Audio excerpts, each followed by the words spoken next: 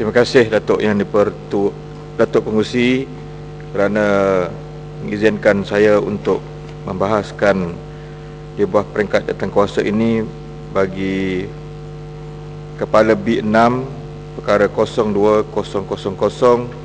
dan 020200 unit perancangan ekonomi dan juga perancangan ekonomi, dan juga saya akan membahaskan bersekali dengan perkara Kepala B6 200 000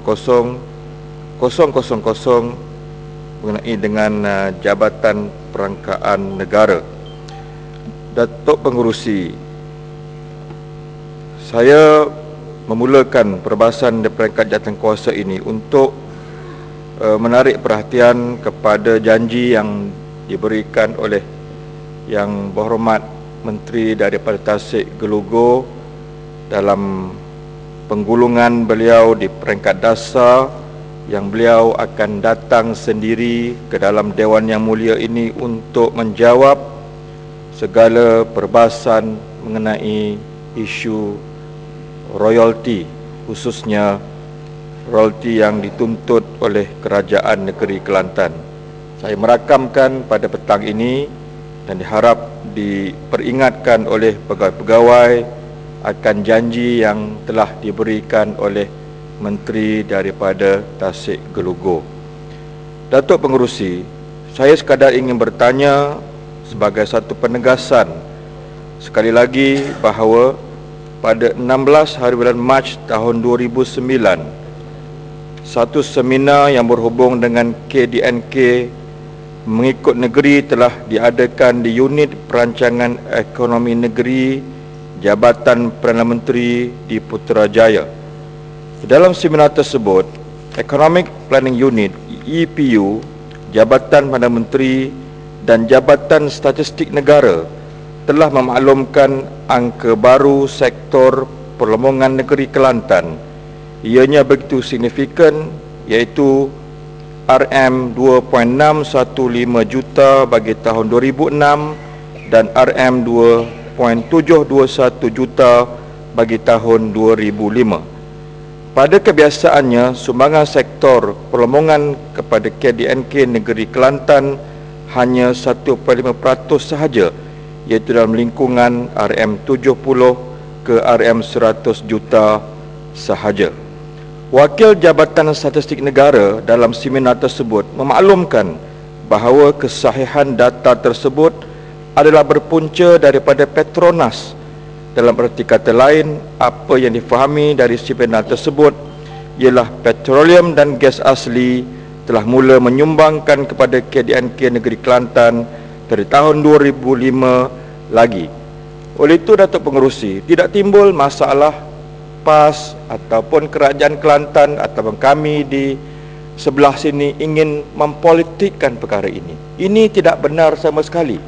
Sekiranya kita bergantung pada fakta-fakta ini, yang kita pertikaikan adalah jawapan yang amat berhormat Perdana Menteri pada soalan lisan saya yang mengatakan bahawa tidak timbul lagi istilah royalti, apatah lagi mempertikaikan tentang suatu fenomena baru tentang pengistilahan 3 batu nautika yang tidak terkandung dan termaktub dalam Akta 144 Akta Pembangunan Petroleum.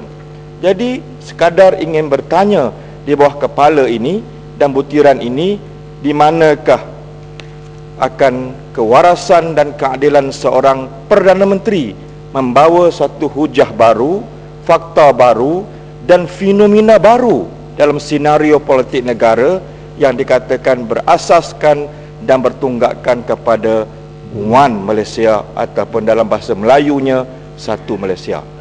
Oleh itu, Datuk Pengerusi, saya ingin meminta menteri yang berkenaan menjawab bahawa isu kezaliman atau penindasan ini tidak harus berlaku lagi setelah kita dianugerahkan dengan kemerdekaan lebih daripada 50 tahun.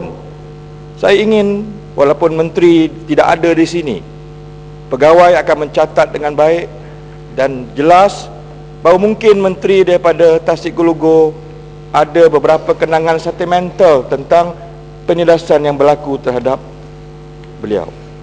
Pernah satu ketika berlaku di saat beliau menghadiri pengkebumian ibunya sendiri.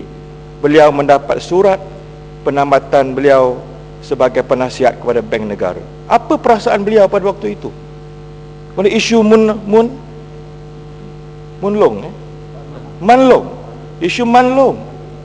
isu Manlong yang beliau akhirnya menjadi mangsa kepada isu tersebut.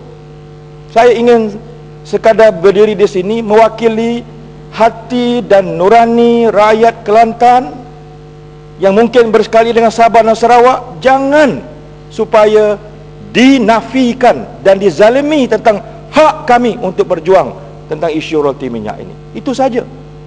Bukan kami nak berpolitik.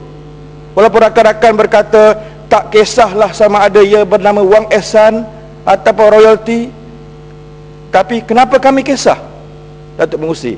Kenapa kami berdiri dan kami mengatakan kerana dari segi perundangannya, moralnya, accountability-nya ada perbezaan kalau ia dinamakan wang ehsan dan ada perbezaan kalau dia dinamakan royalti. Kalau royalti, dia ada satu pertanggungjawaban, dia ada suatu ikatan yang kuat, suatu kontrak yang bertanggungjawab di bawah Akta 144.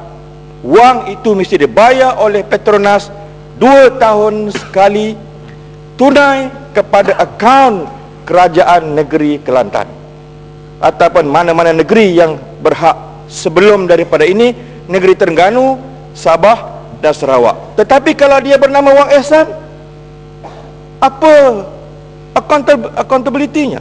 Apa pertanggungjawabannya? Tidak ada. Siapa yang akan mendapat projek? Siapa yang akan mendasari projek tersebut? Siapakah yang akan menikmati projek tersebut? Accountability yang kita jelas memperjuangkan isu integriti dalam Dewan Yang Mulia ini. Datuk Pengerusi,